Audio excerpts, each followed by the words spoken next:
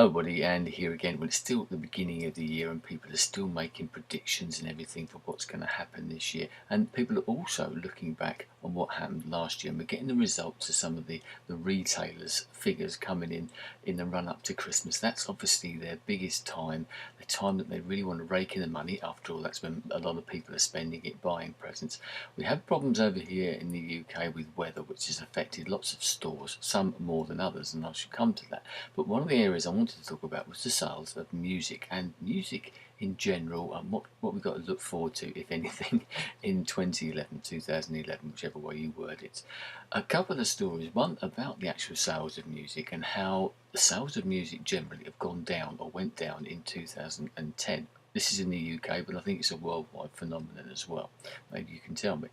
Um, yes, digital sales have gone up because the rise and advent of iTunes and all these other services that you can now download MP3s so much easier. Mobile technology with phones and all that type of thing, iPads, etc., means that we download a lot more music than we used to. But we're just not buying the amount of music that we used to. CD sales obviously have gone down quite a lot. Ironically, single sales here in the UK, which were in big decline for a long time, did actually rise in 2010. I suspect that that is partly due to digital downloads, because people now tend to download single tracks, whereas before they used to buy a whole album, and that's one of the problems here, I think, and why digital music sales have gone up. And so people now only have to buy odd tracks off of whole albums. I know there's been court cases with people like Pink Floyd wanting the whole of their album to be downloaded at one time. That's all you could do, and I do agree with that to an extent.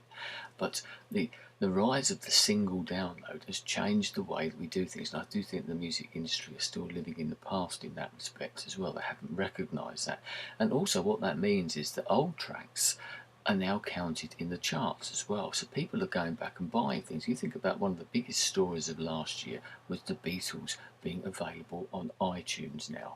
And so people went out there. I was surprised at how many people did. It was millions and millions of people went out and started buying Beatles tracks. But they were downloading single tracks. They didn't have to buy whole albums, and therefore at the lower reaches of the charts you were getting all those old songs coming back. And that's happened with other ones as well. They might not have got into the top 10 or to the top spot, but they've been there, and that's contributed to that type of rise.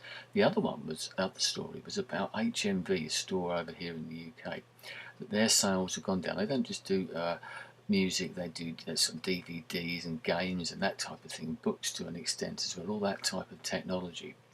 But they had a bad Christmas and run up to Christmas, so much so that they're going to shut 60 of their stores. I understand they've got over 200 stores altogether, so it's a fair proportion of the amount of stores that they got. I've got a sneaking, cynical suspicion that this is just a bit of a blowing smoke around, a bit, smokes and mirrors type of thing. It's a good excuse for them to shut some of these stores, and they can blame it on certain things because they haven't been doing so well as they would like to have done. Now, one of the reasons for that was I saw a couple of things, obviously following this story online and tweets, etc. Someone said they went into an HMV store and their CDs that they had there were £17 each. No wonder people are downloading them. Yes, and I totally understand price makes a lot of difference. To be honest, HMV aren't too bad, but that's usually because they've got sales on. You can pick up some real good bargains. But that's what you need to do. You need to sell things at a cheaper rate.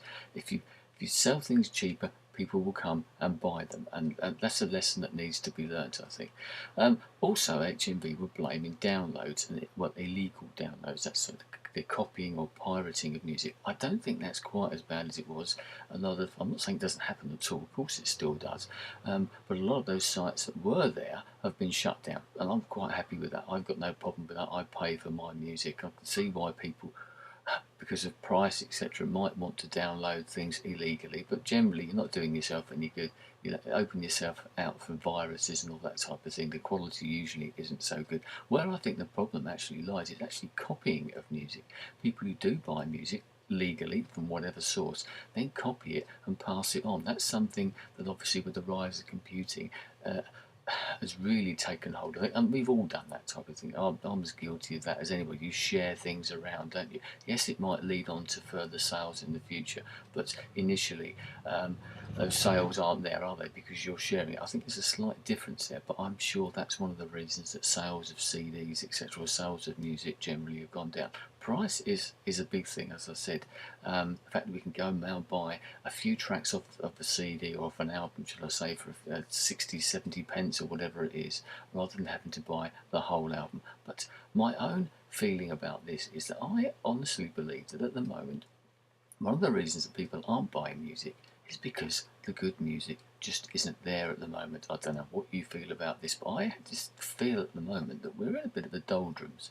I'm not saying there's no good music out there. There's always good music to be found, whether you can actually find it, because all the stuff that's in the charts is so highly promoted and it comes from these sort of reality shows and those type of things, the talent contest type of shows. That tends to block out other music that might be worthy of attention, but I just generally don't think there's that much out there. As I said, we're in a bit of a dip, I think, um, and that's sort of worrying for me.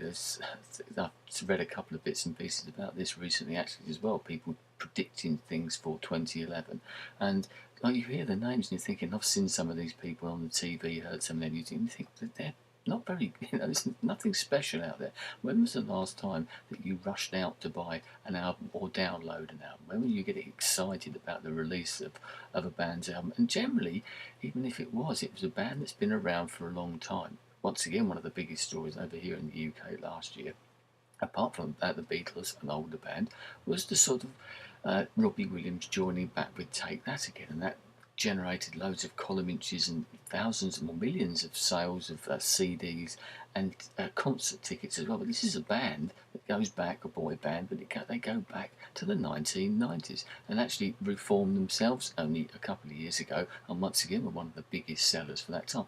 So is there really that much around that's worth getting excited about? I don't think there is. I think we're in a real dip, and that's one of the main reasons that people A, aren't excited about music, and B, just aren't buying it. And if they are buying music, they're looking backwards. Hence the fact that we've got all these old things coming back into the charts. I know that it comes off the back of TV programs and movies and those X Factor type style programs as well, but they're covering old songs, classic songs, putting them back in the chart. That's good as far as I'm concerned. It just shows you the quality of those songs in the first place. It's a bit worrying that there's nothing really new from the last couple of years or so that's really worth getting excited about. I really think that we're now in that situation. We need a real shake-up of the music industry. We need something like the old punk explosion from 1976-77. We need something to come along like that and really kick the music industry, kick music generally up the arse.